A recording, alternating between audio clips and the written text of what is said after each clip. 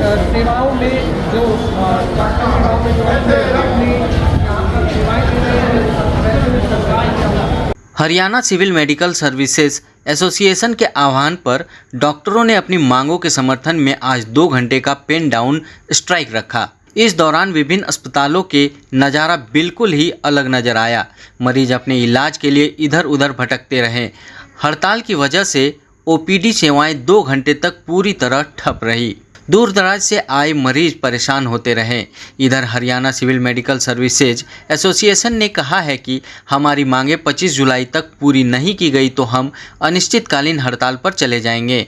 जबकि सरकार से पूर्व में हुई वार्ता में हमारी 2 मांगों पर सहमति बन चुकी थी, लेकिन सरकार का फाइनेंस विभाग उस पर कुंडली मारकर बैठा है। डॉक्टरों ने कहा कि अगर सरकार हमारी मांगों के प्रति गंभीर नहीं हुई तो अब हम गंभीर हो गए हैं। पेन डाउन इसलिए किया है कि हमारी जो 4 डिमांडें चली आ रही हैं और उसमें से एक डिमांड ऐसी थी जो 10 साल पहले भी अप्रूव कर दी थी, लेकिन एफडी में फाइनेंस डिपार्टमेंट जो हरियाणा स्टेट का उसमें घूम रही है, कभी किसी के पास कभी किसी के पास, मतलब मंशा ठीक नहीं है। उसके बाद 6 महीने पहले भी इस पर सहमति बन गई थी और जिसमें माननीय स्वास्थ्य मंत्री जी विज साहब थे, उन्होंने मिनट्स ऑफ मीटिंग पे भी लिख के दिया हुआ है कि आपकी डिमांडें जो है सहानुभूति पर सारी डिसाइड कर दी जाएंगी, लेकिन उसके बाद उन्होंने कोई भी कार्रवाई नहीं की है। और उसी के लिए 4 डिमांडें वो की वही अभी फिर हैं कि एक तो पीजी बॉन्ड जो है 1-1 करोड़ के कर रखे हैं, जिसमें हर एक डॉक्टर जो है 1-1 करोड़ के 2 करोड़ के प्रॉपर्टी किसी की मोर्गेज करवा के और उसके एवज में पीजी करने जाए, जबकि वो पीजी एग्ज़ाम पास कर लेते हैं। दूसरा ये था कि डायरेक्ट एसएमओ बनाने का। डायरेक्ट एसएमओ बनने के बाद मोस्टली डॉक्टर एडमिनिस्ट्रेटिव पोस्ट का ही काम करते हैं और क्लिनिकल काम नहीं करते, तो उससे स्टेट को या मरीजों को कोई फ़ायदा नहीं है। तो हम चाहते हैं कि डायरेक्ट एसएमओ जो है बंद हो और जो प्रमोशन के माध्यम से बन रहे हैं, जिनको आज 23 साल एसएमओ बनने में लगते हैं, या बहुत से डॉक्टर ऐसे ही हैं जो मेडिकल अफसर ही रिटायर हो गए, तो ये एक जेन्युइन डिमांड है बहुत ज़्यादा।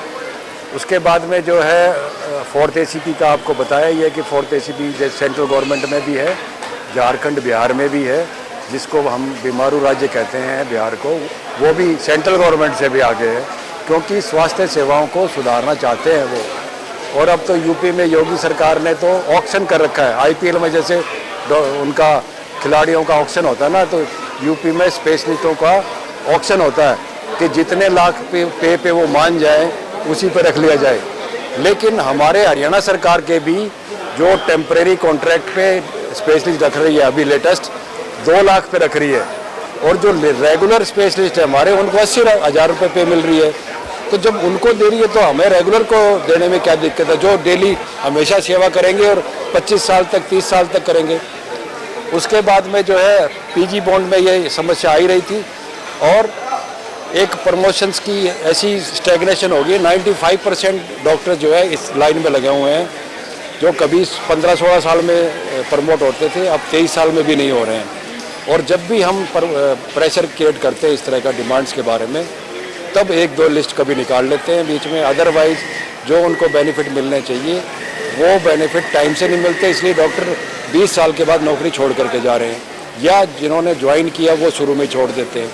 तो ये सारी डिमांडें हैं, अगर सहानुभूतिपूर्वक जो है उसको अगर मानेंगे, संवेदनशील सरकार को होना चाहिए, क्योंकि ये एक आम आदमी का मसला है और आम आदमी ही परेशान होता है। इसमें सभी परेशान नहीं, आम आदमी परेशान है।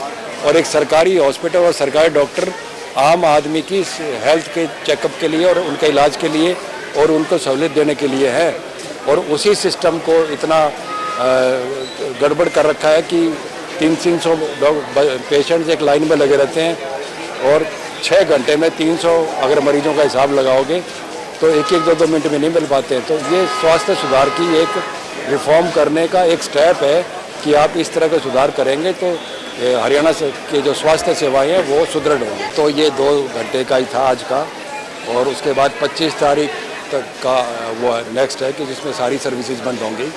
अभी तो केवल 2 घंटे के लिए ओपीडी थी, और अब जो मरीज जितने भी हैं उनको हम चाहे 4 बजेंगे तब भी देख के जाएंगे।